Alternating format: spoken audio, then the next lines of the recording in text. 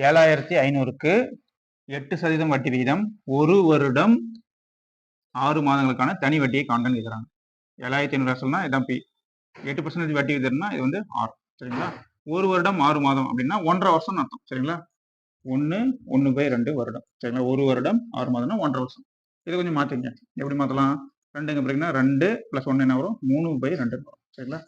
இதனால் 3 வருடம். அதான் வந்து என்னது? என். ஓகேங்களா? சரி, அப்போ n = 3/2. சரி, அப்போ இன்ட்ரெஸ்ட் தான் கேட்குறாங்க. PNR/100. சரி, இப்போ பி அசல் வந்து என்னது? 7500. 7500 எழுதிங்க. இன்ட்டு வருடம் n என்னது? 1.5 வருஷம்னா 3/2. இப்போ 3/2 இன்ட்டு ஆர் வட்டி வீதம் என்னது? 8% வட்டி வீதம். அப்போ 8 வகுத்தல் என்னது? 100 இல்லைங்க. 2 0 கேன்சல் பண்ணுங்க. 2 8 கேன்சல் பண்ணலாம். 4 2 4 2 8. 75 3 4 3 பிறகுனா ஆன்சர் 75 இன்ட்டு 3 4 பிறகு என்ன வரும்? 12 வரும்.